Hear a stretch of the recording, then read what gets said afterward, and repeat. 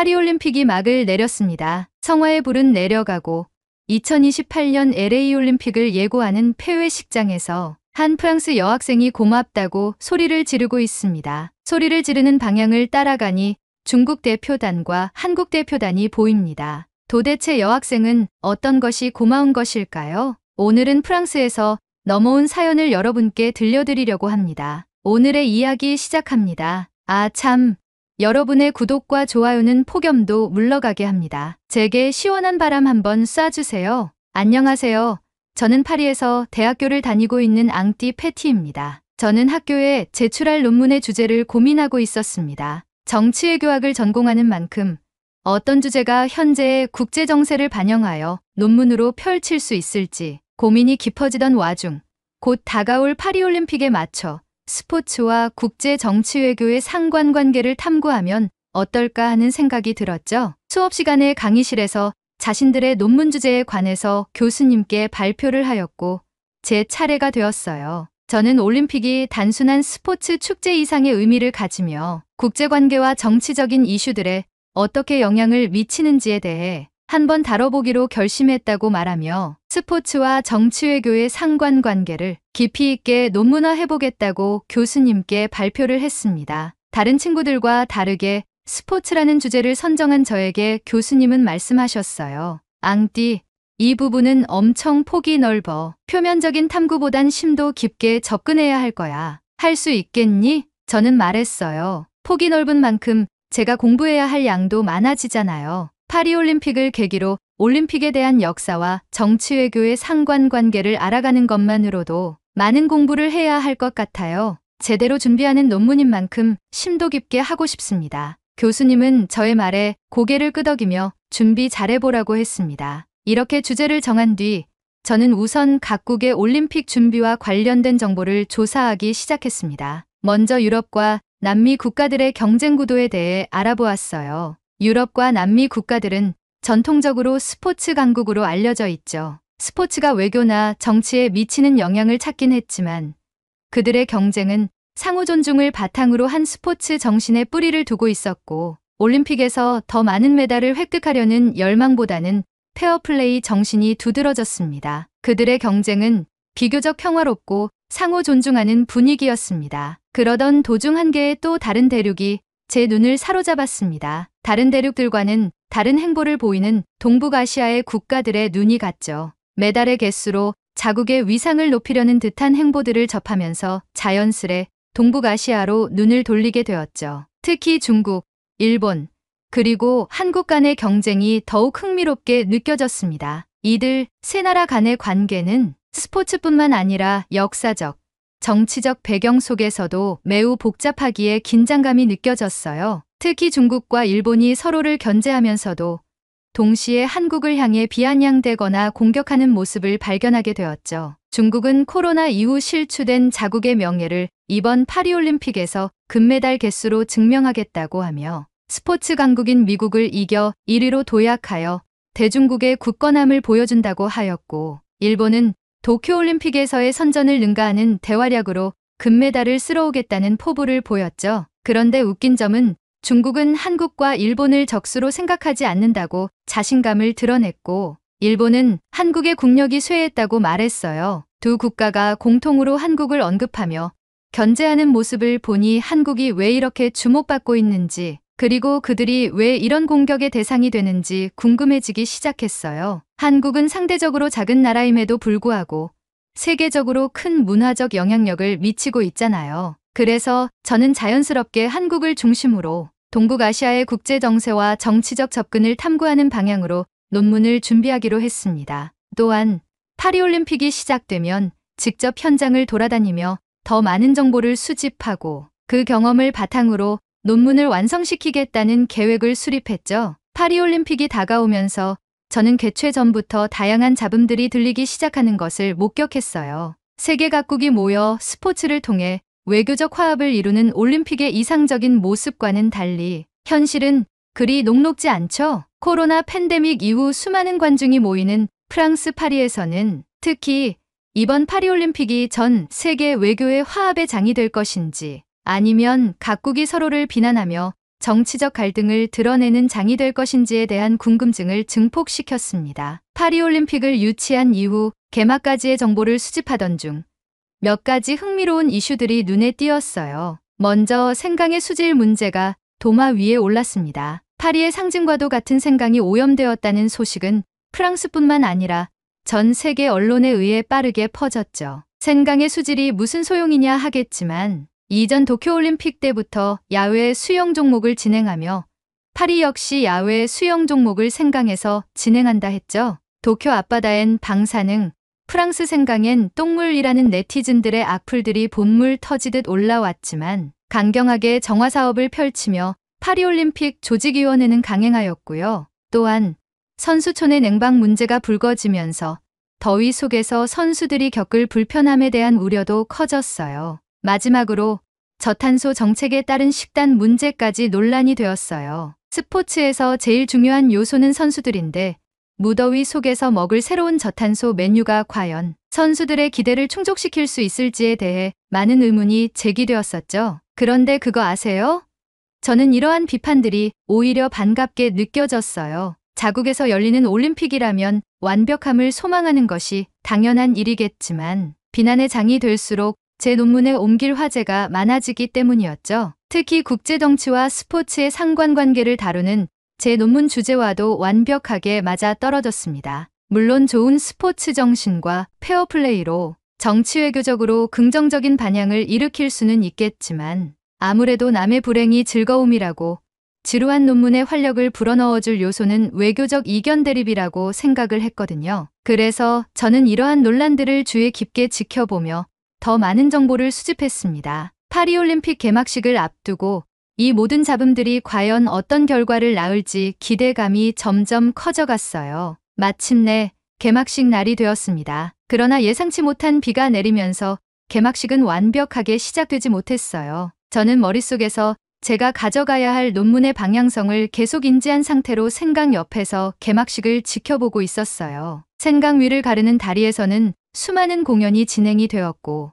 유람선을 타고 각국의 선수단이 생강을 따라 입장하고 있었습니다. 그런데 그때 대박 사건 하나가 터졌습니다. 가뜩이나 논문으로 인해 동북아시아의 국가를 예의주시하던 제 귓가에 한국 선수단이 등장할 때 프랑스어로 한국을 북한이라고 소개하는 실수를 들은 거예요. 제가 아는 북한은 핵을 보유한 공산주의 이념국가로 한국과 뿌리는 같지만 엄연히 다른 국가라는 사실을 잘 알고 있었기에 이 실수를 목격한 순간 저는 속으로 소재 하나 나왔다라고 생각했어요. 이 사건은 올림픽이 단순히 스포츠 축제가 아니라 국제 외교의 복잡한 장이라는 것을 다시 한번 느끼게 해주었습니다. 한국과 북한의 국호 구분조차 명확히 하지 못한 채 실수를 저지른 상황에서 이 올림픽이 과연 어떤 정치적 파장을 일으킬지 더욱 궁금해졌습니다. 저는 이 사건을 계기로 한국이 어떻게 대처할지에 대한 관심이 더욱 커졌고 논문의 방향성을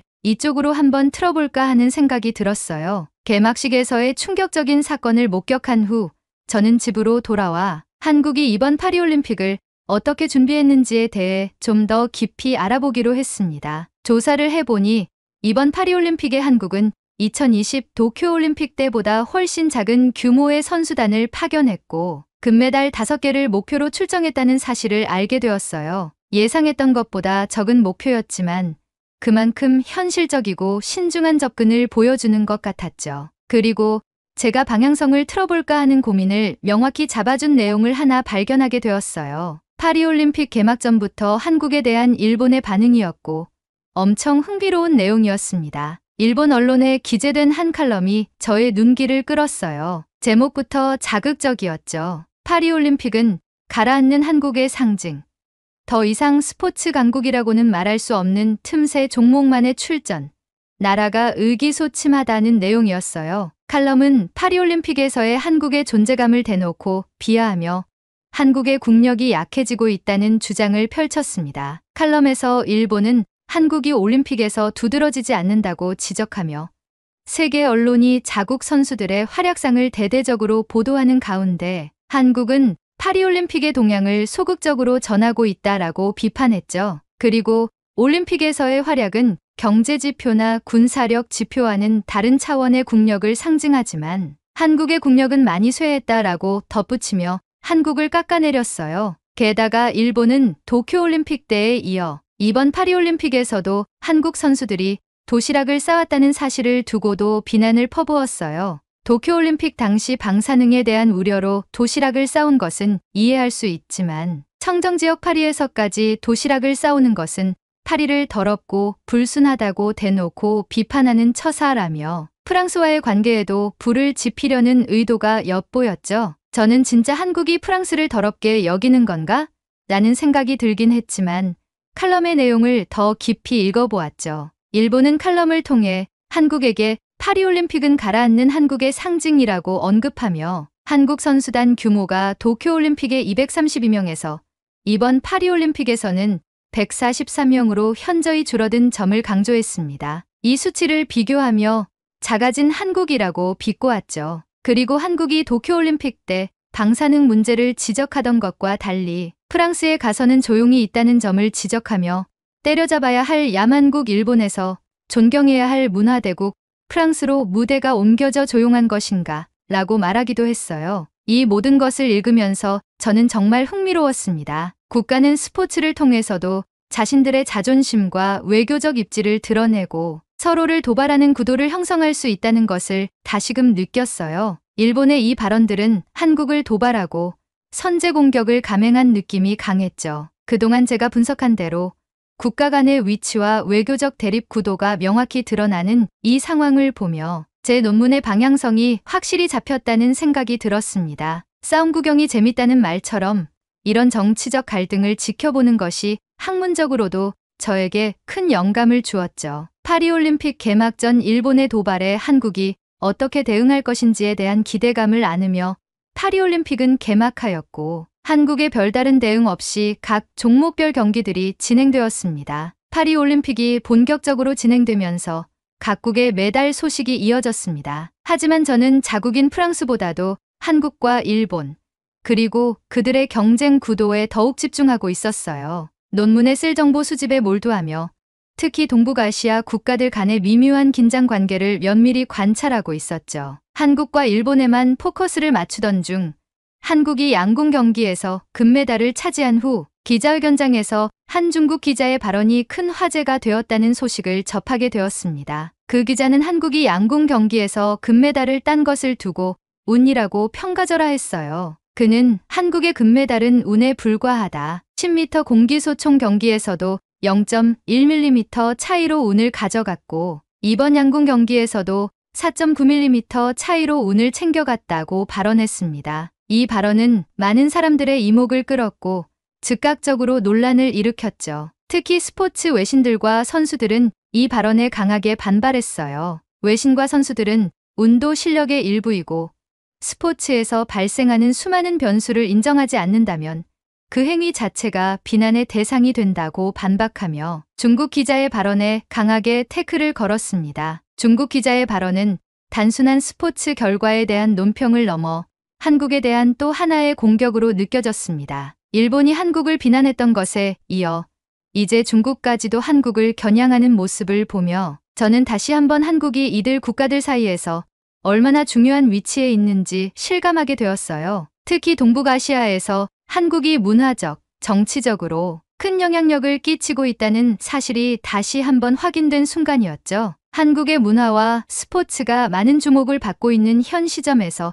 한국보다 뛰어나고 우월하다고 자부하는 국가들이 하나같이 한국을 겨냥함으로써 한국을 둘러싼 동북아시아의 경쟁 구도는 단순한 스포츠 이상의 의미를 지니고 있었고 올림픽이 국가 간의 정치적 갈등을 더욱 선명하게 드러내는 무대가 될 수 있다는 것을 느꼈습니다. 그리고 개막식 때 있었던 한국의 국호를 잘못 부른 사건에 대해 추가 조사를 했을 때 그 사건이 이미 양국 대통령 간의 화해로 마무리되었다는 사실도 알게 되었습니다. 정치적으로 민감한 실수였지만 결국에는 외교적으로 해결된 사례였어요. 이 역시 국제적인 행사에서 정치와 외교가 얼마나 중요한 역할을 하는지를 보여주는 또 하나의 사례였습니다. 저는 그 순간 다시 한번 제 논문의 방향이 잘 잡혔다는 확신이 들었고 이 논문이 성공할 가능성이 높아졌다는 생각에 내심 기뻤습니다. 그리고 다시 기자회견장에서 정말 인상 깊었던 것은 한국의 대처 방식이었습니다. 중국 기자의 발언이 분명히 자극적이고 도발적인 내용이었지만 한국은 이에 대해 감정적으로 대응하지 않았어요. 대신 한국은 상대를 존중하며 차분하게 자신의 입장을 밝히고 자국에 대한 자부심과 애국심을 명확하게 드러냈죠. 프랑스인인 제가 봐도 화가 날 만한 내용이었지만 한국인들의 반응은 참으로 놀라웠습니다. 오히려 그들 안에는 자신감이 넘쳐 흘렀어요. 이 자신감이 과연 어디에서 나오는 것일까?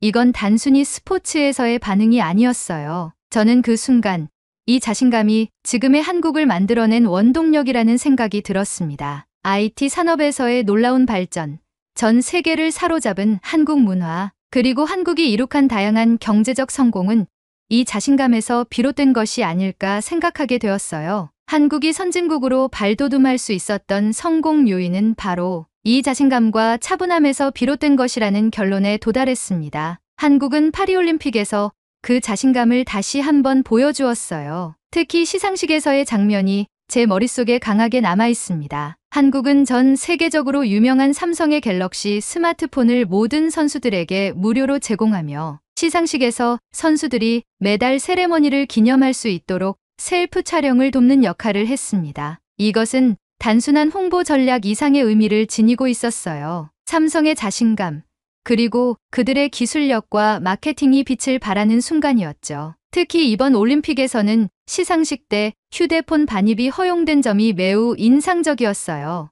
이전의 올림픽에서는 시상식에서 휴대폰 반입이 금지되었었지만 삼성이 저번 올림픽부터 이 조항을 깨부수며 변화의 흐름을 만들어냈다고 하더군요. 불가능을 가능하게 만드는 바로 이 한국의 자신감이 그들을 더 높은 곳으로 이끌고 있지 않나 하는 생각이 들었습니다. 이 모든 상황을 보면서 저는 한국의 대응과 그들이 보여주는 자신감을 제 논문에 기록해 두었습니다. 한국이 왜 선진국으로서 성공할 수 있었는지, 그들의 내면에 숨겨진 강력한 자신감이 어떤 역할을 했는지를 다시 한번 깊이 생각하게 되었어요. 이런 부분이 제 논문에서 중요한 핵심 포인트가 될 것이라고 확신하게 되었습니다. 처음에 논문을 준비할 때 저는 스포츠 축제에서 동북아시아 3강인 중국, 일본, 한국의 기싸움을 주제로 삼았습니다. 그러나 시간이 지나면서 특히 한국이 이러한 기싸움에서 왜 주목받고 있는지에 대해 더 깊이 탐구할 필요성을 느끼게 되었어요. 이와 같은 변화 속에서 저는 한국의 동향을 중심으로 논문 방향을 조금 수정하게 되었죠. 그러던 중 SNS에서 코리아하우스에 대한 이야기를 접하게 되었어요. 파리올림픽 기간 동안 한국 문화를 홍보하기 위해 마련된 이 특별한 장소가 얼마나 많은 사람들의 관심을 끌고 있는지 궁금해졌습니다. 그래서 저는 직접 코리아하우스를 방문해 보기로 했어요. 코리아하우스에 도착했을 때 그곳은 정말 놀라웠습니다. 한국 문화를 그대로 파리에 옮겨놓은 듯한 느낌이었어요. 전통과 현대가 어우러진 공간에서 한국의 모든 것이 집대성되어 있었습니다. 건물 외관부터 내부 인테리어까지 모든 것이 한국적이었고 한국의 문화와 기술, 그리고 예술이 한 곳에 모여 있었습니다. 그런데 더욱 인상적이었던 점은 다른 나라의 홍보관과 비교했을 때 유독 코리아하우스만 사람들이 북적거리고 있다는 사실이었어요. 이 현상은 단순한 우연이 아니었습니다. 코리아하우스는 한국의 K-팝, 드라마, 영화 등 문화 콘텐츠가 전 세계적으로 인기를 끌면서 한국의 문화적 위상이 얼마나 높아졌는지를 보여주는 상징적인 공간이었습니다. 외국인들이 코리아하우스를 찾는 이유는 단순한 호기심을 넘어서 한국 문화를 직접 경험하고 그들의 삶에 스며든 한국적인 요소들을 더욱 가까이서 느끼고 싶어 한다는 점이었죠. 저는 코리아하우스 안에서 외국인들을 대상으로 인터뷰를 진행해 봤습니다. 그들은 하나같이 코리아하우스에 대해 찬사를 아끼지 않았어요. 특히 한 외국인은 코리아하우스가 처음 오픈한 날부터 지금까지 거의 매일 방문하고 있다고 말했습니다. 이유를 물었더니 그는 여기서 문화를 즐길 수 있고 한국 선수들을 인종 구분 없이 응원할 수 있으며 배고플 때 맛있는 한국 음식을 먹을 수 있기 때문이라고 대답했어요. 이렇게 완벽한 장소를 두고 다른 곳을 갈 이유가 전혀 없다고 덧붙였죠. 그의 말을 듣고 주위를 둘러보니 정말 많은 사람들이 한국 문화를 경험하며 즐거운 시간을 보내고 있었어요. 한국의 문화적 영향력이 얼마나 커졌는지, 그리고 그 영향력이 단순히 소비에 그치지 않고 사람들의 마음속에 깊이 자리 잡고 있다는 것을 직접 느낄 수 있었습니다. 이 순간 저는 한국이 얼마나 철저히 준비하고 자신감 있게 이 올림픽에 임했는지를 깨달았습니다. 단순히 메달을 따는 것이 아니라 올림픽을 계기로 한국의 문화를 전 세계에 알리고 국제사회에서의 입지를 다지는데 성공한 한국의 모습은 정말 인상적이었어요. 그리고 이런 자신감이야말로 한국이 국제적으로 성공할 수 있었던 비결이라는 생각이 들었습니다. 제 논문은 이제 한국의 문화적, 정치적 힘을 중심으로 한 성공 사례로 더욱 명확한 방향성을 갖추게 되었습니다. 한국에 대한 긍정적인 면이 계속해서 두드러지는 가운데 일본과 중국의 네티즌들과 언론이 분개하는 모습을 보면서 저는 이 상황을 더욱 즐기게 되었습니다. 그래서 논문에 녹여낼 자료를 계속해서 수집하고 있었죠. 그런데 그때 경악할 만한 사건이 터졌습니다. 한국의 배드민턴 선수가 금메달을 딴 직후 한국 배드민턴협회를 공개적으로 저격하는 사건이 발생한 것입니다. 이 일은 단숨에 전 세계적으로 큰 파장을 일으켰고 일본과 중국 언론은 이를 놓칠세라 즉각적으로 반응하기 시작했어요. 일본과 중국 언론은 이 사건을 두고 한국의 내부 갈등과 문제점을 크게 부각시키기 시작했습니다. 일본은 한국은 내부에서조차 통제가 되지 않는 나라라는 식의 논조로 한국의 스포츠 체계와 협회의 부조리를 비판하는 기사를 쏟아냈습니다. 중국도 가만히 있지 않았어요. 중국 언론은 이런 식으로는 한국이 더 이상 스포츠 강국으로 존재할 수 없을 것이라며 한국의 쇠퇴를 예고하는 기사를 내보냈죠. 특히 중국은 한 발 더 나아가 귀화가 답이다라는 자극적인 제목의 기사까지 내놓았습니다. 스포츠 메달을 많이 따지 못하는 한국에서 더 이상 기회가 없으니 스포츠 강국인 중국으로 귀화하라는 조롱 섞인 내용이었죠. 이런 기사를 보면서 저는 일본과 중국이 한국의 작은 문제를 부풀리고 이를 통해 한국을 폄하하려는 의도가 명백하다는 생각이 들었습니다. 물론 이 사건이 한국 사회 내부의 문제를 드러내는 중요한 이슈였지만 일본과 중국이 이를 어떻게든 자신들에게 유리하게 이용하려는 모습이 강하게 느껴졌어요. 이 사건은 또한 한국의 내부 갈등이 어떻게 국제적인 이슈로 확대될 수 있는지를 보여주는 좋은 사례이기도 했습니다. 한국의 스포츠가 국제적으로 높은 평가를 받고 있음에도 불구하고 내부의 갈등과 문제들이 외부에 노출되었을 때 그 파급력은 예상보다 훨씬 클 수 있다는 것을 깨달았죠. 그러나 이 모든 것을 지켜보면서도 저는 한 가지 중요한 사실을 놓치지 않았습니다. 완벽한 나라는 없다는 것.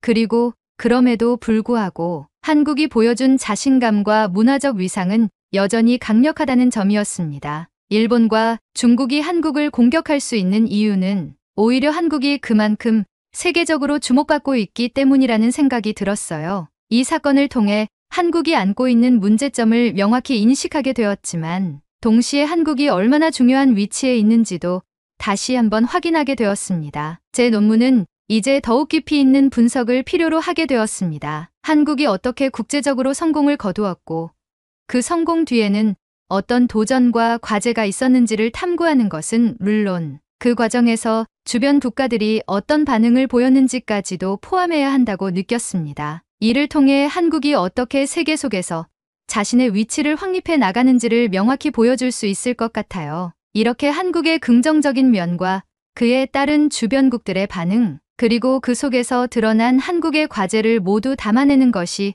제 논문의 마지막 목표가 될 것입니다. 저는 이 모든 자료들을 통해 스포츠 축제의 정치 외교적 방향성에 대한 명과 암을 나눌 것이고 그 예로 한국의 사례를 인용하여 논문을 펼칠 예정입니다. 제 논문의 방향성을 잡아준 한국에게 감사합니다. 저에겐 이번 파리올림픽의 주인공은 한국입니다. 대단한 한국, 응원하겠습니다. 오늘의 이야기는 여기까지입니다. 오늘의 사연이 마음에 드셨다면 구독, 좋아요 부탁드리겠습니다. 파리올림픽에서의 한국 대표팀 모두 수고 많으셨습니다. 2028 LA올림픽에서 태극전사, 태극낭자들의 금메달을 향한 레이스를 응원하겠습니다. 시청해주셔서 감사합니다. 한국의 설날이 다가오고 있는 와중에도 캘리포니아 로스앤젤레스를 뒤덮은 산불이 무려 3주차에 접어들며 막대한 피해를 입히고 있습니다. 이미 81조 원의 경제적 피해를 입힌 화염은 그칠 줄 모르고 계속해서 퍼져나가고 있는데요.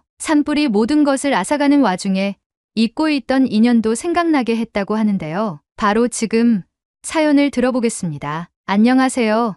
저는 엘리입니다. 오늘 제가 여러분께 들려드릴 이야기는 제 인생에서 가장 큰 충격과 변화를 가져온 순간에 대한 것입니다. 제가 살던 캘리포니아 말리부는 아름다운 해안과 고요한 일상이 공존하는 곳이었어요. 매일 아침 창문 너머로 보이는 푸른 바다와 흰 모래사장이 저의 일상을 더욱 특별하게 만들어 주었죠. 하지만 어느 날 모든 것이 순식간에 뒤바뀌고 말았습니다. 2025년 1월, 그날도 평소처럼 시작된 아침이었습니다. 저는 학교 과제를 위해 컴퓨터 앞에 앉아 있었고 어머니는 부엌에서 아침 식사를 준비하고 계셨어요. 창밖으로 보이는 풍경은 여전히 평화로웠지만 어딘가 불길한 기운이 맴도는 것 같았습니다. 정오가 가까워지면서 하늘이 이상하리만치 붉게 변하기 시작했어요. 처음에는 단순한 노을이라고 생각했지만 시간이 지나면서 붉은색이 점점 짙어지고 있었습니다. 그날 오후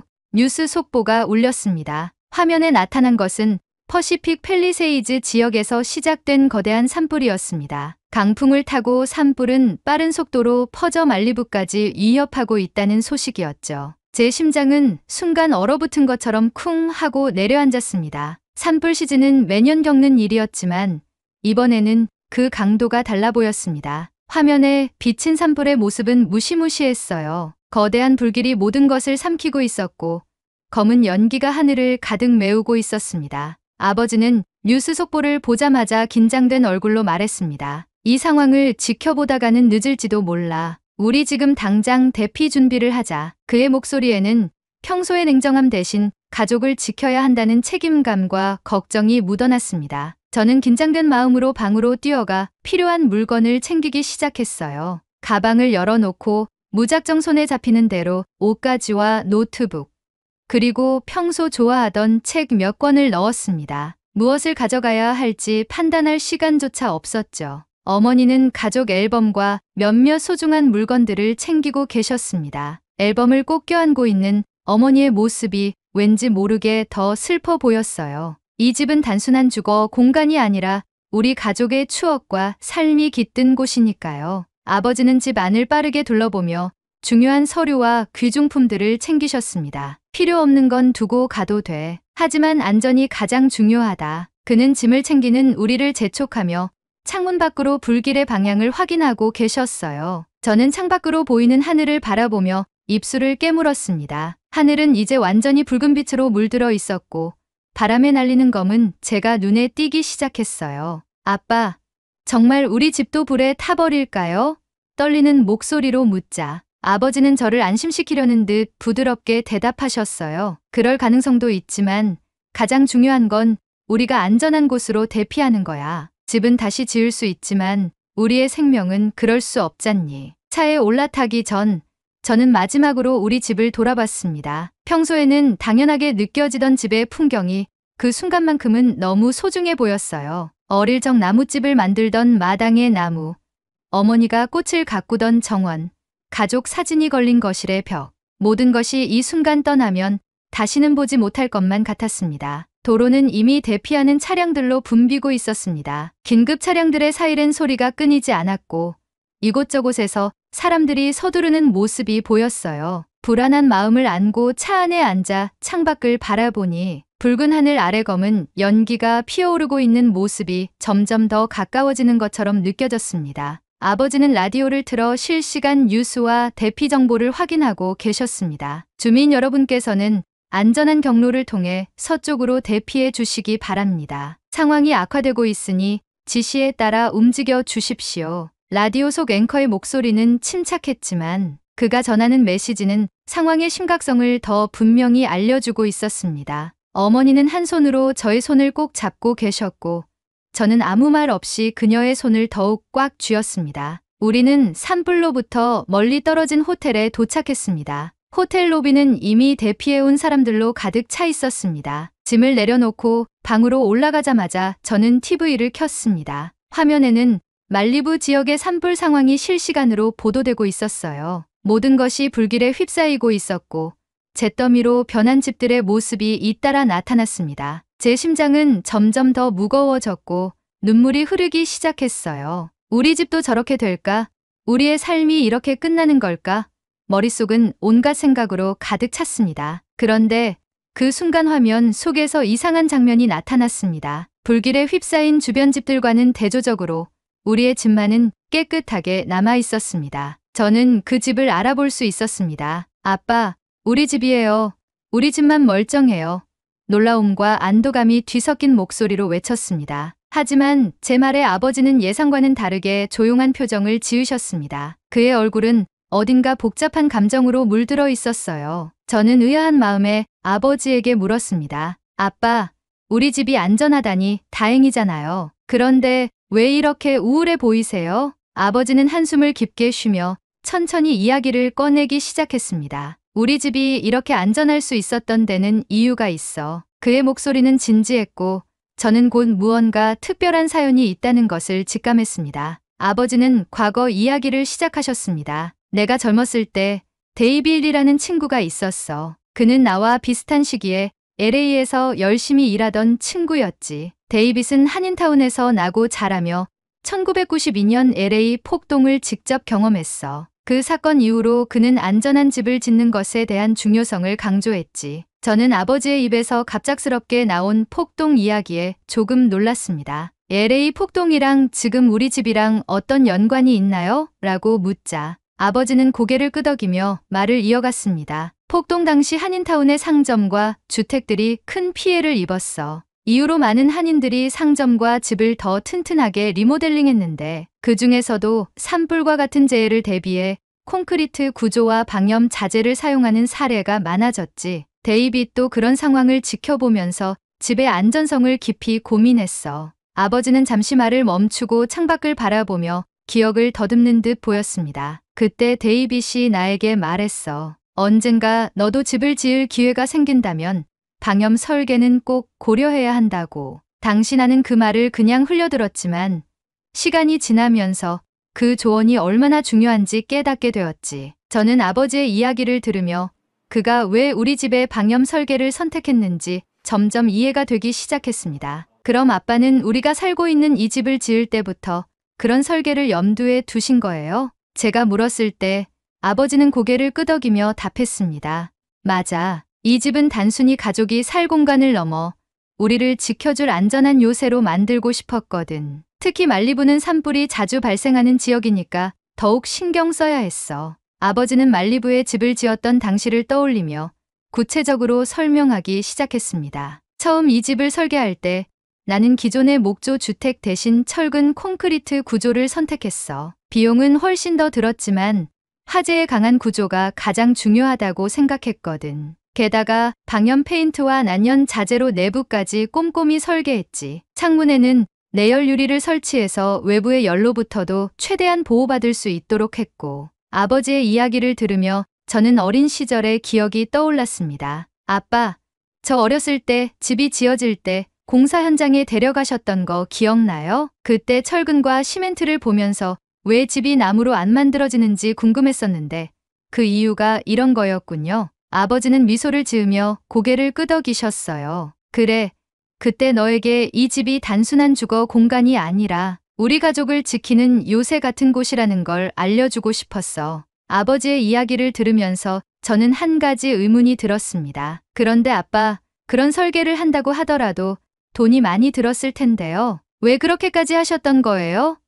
아버지는 잠시 생각에 잠기더니 대답하셨어요. 젊었을 때 살던 아빠 집이 산불로 잿더미가 된 적이 있었거든. 그때 느꼈던 무력감과 절망감은 말로 다 표현할 수 없었지. 그래서 결심했어. 내 가족은 절대 그런 고통을 겪게 하지 않게 했다고. 그의 말에서 가족에 대한 깊은 사랑과 책임감이 느껴졌습니다. 저는 아버지의 이야기를 들으면서 그가 왜 집에 그렇게 많은 정성을 들였는지, 그리고 이번 산불에서도 우리 집이 무사할 수 있었던 이유를 완전히 이해할 수 있었습니다. 호텔에 머무르던 어느 날, 아버지는 갑작스럽게 과거의 친구를 떠올리신 듯 보였습니다. 그는 창밖을 물끄러미 바라보며 이렇게 말씀하셨어요. 엘리, 이번 일을 겪으면서 옛 친구가 많이 생각나는구나. 내가 어렸을 때부터 내가 그렇게 강조하던 방염 설계, 그건 다 데이빌리라는 친구 덕분이야. 그 친구는 항상 나에게 준비는 아무리 과해도 부족하지 않다고 말하곤 했지. 아버지는 데이빗이라는 친구와의 추억을 잠시 회상하다가 문득 그와 연락을 해봐야겠다는 결심을 하셨습니다. 그 친구에게 고맙다는 말을 해야겠어. 그의 조언 덕분에 우리 가족은 이번 산불에서도 안전할 수 있었던 거니까. 아버지는 바로 휴대전화를 꺼내 오래된 연락처를 뒤지셨고 운 좋게도 데이빗과 연락이 닿았습니다. 더욱 놀라운 건 데이빗이 우리가 묵고 있는 호텔에서 멀지 않은 곳에 머물고 있다는 사실이었습니다. 우리가 있는 호텔로 와라. 오랜만에 얼굴을 보며 얘기하고 싶구나. 아버지의 초대에 데이빗은 흔쾌히 응했고 그날 저녁 그는 호텔에 도착했습니다. 데이빗 리는 키가 크고 당당한 인상의 중년 남성이었습니다. 그는 현재 성공적인 IT 기업의 사장직을 맡고 있었습니다. 아버지와 데이빗은 서로를 보자마자 따뜻하게 포옹하며 반가움을 표현했습니다. 정말 오랜만이다. 이렇게 성공해서 다시 만나다니 감격스럽구나. 데이빗의 말에 아버지도 미소 지으며 응답했어요. 내 조언 덕분이야, 데이빗. 그 덕에 우리 집이 이번 산불에서도 무사할 수 있었지. 아버지는 뉴스를 통해 자신의 집이 화재 피해를 입지 않았음을 확인한 이야기를 전하며 그 집이 데이빗의 조언으로 콘크리트와 방염 설계를 도입한 결과라고 고백했습니다. 데이빗은 고개를 끄덕이며 당시 상황을 떠올렸습니다. 내가 너에게 방염 설계를 추천한 건 단순히 산불 때문만은 아니었어. 너도 알다시피 1992년 LA 폭동 이후 한인타운 주민들은 자신들의 상점과 집을 안전하게 지키기 위해 대규모로 리모델링을 했지. 그때 들었던 정보를 너에게 전했을 뿐이야. 그런데 그것이 이렇게 큰 도움이 되었다니 정말 기쁘구나. 아버지는 대화를 나누던 중 데이빗에게 그의 상황에 대해 물었습니다. 너는 산불 피해가 없었냐? 지금 어디서 지내고 있니? 데이빗은 미소를 지으며 대답했습니다. 물론 괜찮지. 나는 지금 한인타운에 머물며 이재민들을 돕고 있어. 아버지는 한인타운에 산불 피해가 있었냐고 물었지만 데이빗의 대답은 의외였습니다. 아니, 한인타운은 이번 산불로 피해를 입지 않았어. 대신 그곳을 대피 시설로 사용하고 있지. 1992년 폭동 이후 우리 한인들은 집과 상점을 튼튼하게 만들었어. 그때 대규모로 콘크리트 구조로 리모델링을 한 덕에 지금도 그 안전함을 유지하고 있지. 데이빗의 말을 들은 아버지는 깊은 감명을 받았습니다. 그렇다면 너희 한인타운 덕분에 많은 이들이 도움을 받고 있다는 말이구나. 정말 대단해. 내가 어떻게든 도움이 되고 싶어. 하지만 데이빗은 한인타운은 이미 체계적으로 운영되고 있다며 안심시키려 했습니다. 대피소는 충분히 준비가 되어 있어. 식량, 물, 마스크 같은 구호 물품도 모두 잘 갖춰져 있고 자원봉사자들이 군대처럼 체계적으로 움직이고 있지. 게다가 LA 한인회와 총영사관도 성금 모금을 진행하며 이재민들을 지원하고 있어. 이 이야기를 듣던 저는 점점 더 한인타운이 어떤 모습일지 궁금해졌습니다. 평소 한국의 문화에 관심도 있었기 때문입니다. 데이빗 아저씨, 저도 한인타운에 가보고 싶어요. 그곳에서 어떤 일이 벌어지고 있는지 직접 보고 싶어요. 제 말에 아버지도 긍정적으로 고개를 끄덕이며 데이빗에게 함께 방문하자고 제안했습니다. 다음 날 우리는 데이빗과 함께 한인타운의 대피소로 향했습니다. 데이빗과 함께 한인타운으로 향하는 차 안에서 저는 복잡한 감정을 느꼈습니다. 불길 속에서 모든 것을 잃은 사람들의 아픔이 여전히 생생히 느껴졌지만 동시에 데이빗이 들려준 한인타운의 이야기는 저에게 작은 희망을 주었습니다. 이런 대재앙 속에서도 한인타운은 피해를 입지 않고 대피소 역할을 하고 있다니 어떻게 그런 일이 가능했을까라는 생각이 머릿속을 떠나지 않았어요. 한인타운에 도착했을 때 저는 그곳의 풍경에 또 한 번 놀랐습니다. 산불의 흔적은 전혀 찾아볼 수 없었고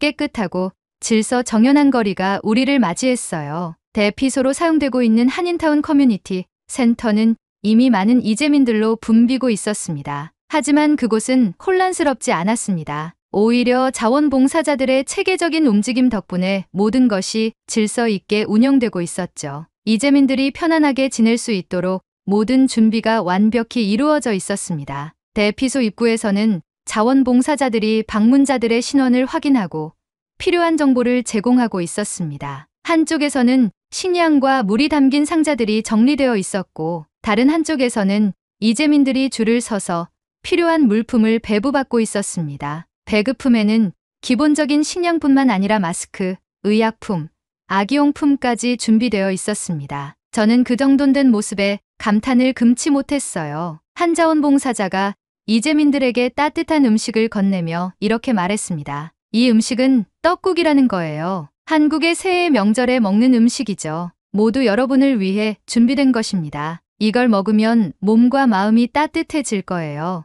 그의 진심 어린 목소리에 많은 사람들이 고개를 숙이며 감사의 뜻을 전했습니다. 아이들을 위한 놀이 공간도 마련되어 있었습니다. 봉사자들은 밝은 미소로 아이들과 함께 놀아주며 그들이 부모님이 겪고 있는 스트레스를 조금이라도 잊을 수 있도록 노력하고 있었습니다. 어른들 사이에서도 서로를 격려하는 따뜻한 대화가 오갔고 한쪽에서는 심리상담 전문가들이 이재민들의 정서적 안정을 돕고 있었습니다. 데이빗은 아버지와 저를 데리고 한인회 회장을 만나러 갔습니다. 그는 이 모든 시스템을 총괄하고 있는 분이었죠. 회장님은 우리를 반갑게 맞이하며 이렇게 말했습니다. 여기까지 와주셔서 감사합니다. 이렇게 대재앙이 닥쳤을 때 서로 돕는 것이야말로 우리가 배워야 할 정신 아닐까요?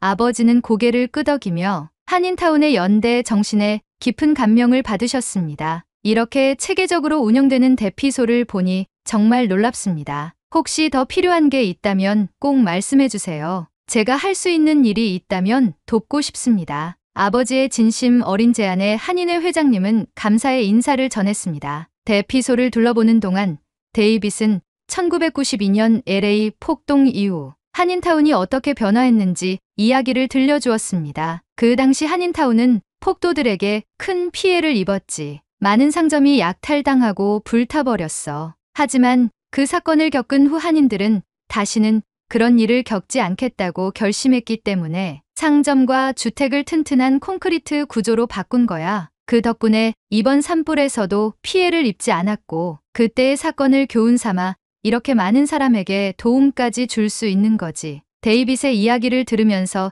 저는 한인타운 주민들의 지혜와 끈기에 깊은 감명을 받았습니다. 그들은 과거의 아픔을 단순히 잊는 대신 그것을 교훈 삼아 더 나은 미래를 준비했던 것이었죠. 데이빗은 이어서 이렇게 말했습니다. 사실 내가 내 아버지에게 방염 설계와 콘크리트 구조를 추천한 것도 그때의 경험 덕분이야. 그 결정이 지금 너희 집을 지켰다니 정말 다행이야. 저는 데이빗을 바라보며 진심 어린 감사를 표했습니다. 정말 감사해요. 데이빗 아저씨. 아저씨의 조언이 없었다면 우리 가족도 이번 산불에서 큰 피해를 입었을 거예요. 한인타운 대피소를 둘러보며 저는 단순히 재해를 대비하는 물리적인 준비뿐만 아니라 사람들 사이의 연대와 나눔이 얼마나 중요한지 느낄 수 있었습니다. 이곳의 자원봉사자들은 모두 자발적으로 참여한 사람들이었습니다. 어떤 이는 자신의 차를 이용해 물품을 운반하고 또 어떤 이는 밤낮 없이 대피소를 지키며 이재민들을 돕고 있었습니다. 한인회 회장은 한인타운 주민들뿐 아니라 다양한 배경을 가진 사람들이 함께 이 일을 돕고 있다는 사실을 강조했습니다. 여기 있는 사람들은 모두 서로를 돕기 위해 모였습니다. 이런 상황에서 가장 중요한 것은 우리가 하나라는 사실을 잊지 않는 것입니다. 한인타운에서의 경험은 저에게 깊은 울림을 주었습니다. 자연재해라는 커다란 고난 속에서도 사람들이 서로를 돕고 연대하며 희망을 만들어가는 모습은 정말 놀라웠습니다. 저는 그날 밤 호텔로 돌아오는 길에도 한인타운에서 본 광경과 사람들의 따뜻한 마음을 떠올리며 많은 생각을 했습니다. 한인타운에서의 방문 이후 우리 가족은 깊은 생각에 잠겼습니다. 대피소에서 본 연대와 나눔의 정신은 그동안 우리가 알지 못했던 세상의 따뜻함과 강인함을 느끼게 해줬습니다. 한편으로는 저희처럼 산불을 피해 대피한 많은 사람들이 여전히 불안정한 상황 속에서 하루하루를 보내고 있다는 사실이 마음을 무겁게 했습니다. 며칠 후 산불 상황이 장기화되었다는 뉴스가 이어졌습니다. 피해 지역 주민들 중 상당수가 집을 잃었고 특히 보험이 없는 이재민들이 큰 어려움에 처했다는 보도가 나왔습니다. 방송 화면에는 갈 곳 없는 이들이 주차장에서 차를 집 삼아 생활하거나 임시 대피소에서 힘겹게 지내는 모습이 비춰졌습니다. 저와 아버지는 이 뉴스를 보며 잠시 침묵에 빠졌습니다. 그리고 아버지가 결심한 듯 말을 꺼내셨습니다. 엘리, 내가 도울 방법을 찾아야겠구나. 더 이상 이렇게 가만히 있을 수만은 없을 것 같아. 저는 그 말에 고개를 끄덕이며 대답했습니다. 아빠, 저도 아빠를 돕고 싶어요. 우리가 조금이라도 힘을 보탤 수 있다면 분명 큰 차이를 만들 수 있을 거예요. 그리고 다음 날 아버지는 며칠 전부터 고민하셨던 결심을 저에게 털어놓으셨습니다. 엘리, 나는 산불로 집을 잃고 갈 곳을 잃은 이재민들을 돕고 싶다. 월세를 지원하는 프로그램을 만들 생각이야. 우리에게도 과거 어려운 시절이 있었고 그때 누군가의 도움이 얼마나 큰 힘이 되었는지 나는 잘 아니까. 아버지의 말에 저는 크게 고개를 끄덕였습니다. 아빠, 정말 좋은 생각이에요. 저도 그런 프로그램이 꼭 필요하다고 생각해요. 이렇게 모두가 힘을 모으면 분명 더 많은 사람들을 도울 수 있을 거예요. 한인타운에서 본연대의 정신은 아버지와 저에게도 큰 변화를 가져다 주었습니다. 우리는 서로를 돕는 사회가 얼마나 따뜻하고 강한 힘을 가질 수 있는지를 직접 경험했으니까요. 그날 밤 아버지는 가족을 모두 모아 앞으로의 계획을 공유하셨습니다. 우리는 산불에서 집을 지킬 수 있었지만 그렇지 못한 많은 사람들이 있습니다. 그들에게 안전한 공간을 제공할 방법을 고민해봤는데 아파트 월세 지원 프로그램을 시작하려고 합니다. 이 프로그램을 통해 집을 잃고 보험도 없는 분들이 최소한의 안정적인 생활을 이어갈 수 있도록 돕고 싶습니다. 이 계획은 단순히 금전적인 지원을 넘어선 것이었습니다. 아버지는 사람들이 단순히 머무를 공간뿐 아니라 삶의 안정을 찾고 재건할 수 있는 기반을 제공하고자 했습니다. 어머니는 아버지의 의견에 동의하며 프로그램을 통해 더 많은 사람들에게 희망을 줄 수 있을 거라고 응원했습니다. 다음 날 아버지는 데이빗에게 이 아이디어를 공유했습니다. 아버지의 결정을 적극적으로 지지하며 한인타운과 한인회 네트워크를 통해 이 프로그램의 홍보와 실행을 도와주겠다고 약속했습니다. 데이빗은 아버지에게 이렇게 말했습니다. 이런 어려운 시기에 우리가 서로를 돕는 건 선택이 아니라 의무라고 생각해. 정말 멋진 결정을 했어. 아버지의 회사는 즉각적으로 월세 지원 프로그램을 위한 기금을 마련했습니다. 프로그램은 피해 지역 주민들이 한시적으로 월세를 지원받아 안정적인 거처를 찾을 수 있도록 설계되었습니다. 이를 통해 피해자들은 새로운 집을 구하거나 임시 거처에서 벗어날 수 있었습니다. 한편 한인타운에서는 아버지의 프로그램을 적극 홍보했습니다. 한인회는 이재민들이 프로그램에 쉽게 접근할 수 있도록 온라인 및 오프라인으로 신청 방법을 안내했고 자원봉사자들이 신청 과정을 도왔습니다. 이 모든 과정은 매우 체계적이고 신속하게 진행되었고 많은 피해자들이 이 프로그램을 통해 큰 도움을 받게 되었습니다. 그 과정에서 아버지는 직접 지원받는 사람들을 만나 그들의 이야기를 들었습니다. 한 어머니는 눈물을 흘리며 이렇게 말했습니다. 우리는 이번 산불로 집을 잃고 정말 막막했어요. 그런데 이렇게 도움을 받을 수 있어서 정말 감사합니다. 저희 아이들에게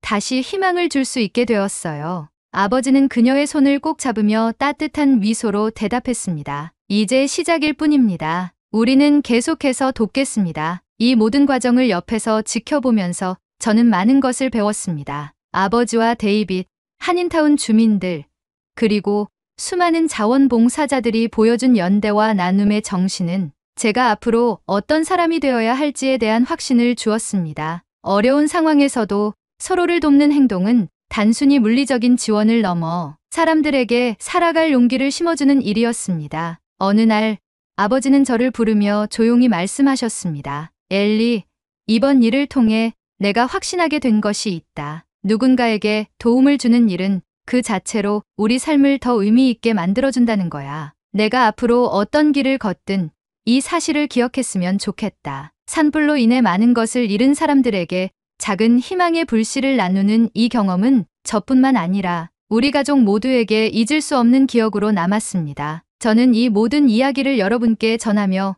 이렇게 말하고 싶습니다. 세상은 때로 잔혹하고 무자비한 도전을 우리에게 던지지만 그 안에서 함께 나누고 연대하는 사람들이 있다는 사실은 우리에게 희망을 줍니다. 모든 것이 잿더미로 변한 자리에서도 새로운 시작을 꿈꿀 수 있는 건 바로 이 희망 덕분입니다. 그리고 이 희망은 누군가의 작은 행동에서부터 시작됩니다. 오늘 여러분도 주변을 돌아보고 누군가에게 작은 희망을 나누는 행동을 해보세요. 그 작은 불씨가 더 큰 불꽃으로 피어나 모두가 함께 따뜻함을 느낄 수 있을 겁니다. 오늘의 사연은 여기까지입니다. LA에 번진 산불이 얼른 꺼지고 살기 좋은 삶의 터전으로 복구되길 진심으로 바라겠습니다. 여러분도 많은 응원 부탁드리겠습니다. 2025년 새해 복 많이 받으시고 가정의 평화가 항상 깃들길 진심으로 바라겠습니다. 겨울철 독감이 날이 갈수록 심해지고 있습니다. 이번 독감은 평소와 다르게 기간이 길고 목에 치명적인 독감이라고 합니다. 목 건강을 챙기는 것이 독감의 가장 좋은 예방법이라고 합니다. 마스크는 필수로 착용하시는 게 좋다고 하며 목을 마르게 하는 차나 커피는 조금 참고 충분한 물을 섭취하여 목을 항상 촉촉하게 유지해주는 것이 좋다고 해요. 여러분이 아프지 않고 항상 건강하길 진심으로 바랍니다. 오늘의 이야기가 마음에 드셨다면 좋아요 한 번씩 부탁드리겠습니다. 그리고 여러분의 댓글은 제게 큰 힘이 됩니다. 다음엔 더 좋은 사연으로 여러분을 찾아뵙겠습니다. 시청해주셔서 감사합니다.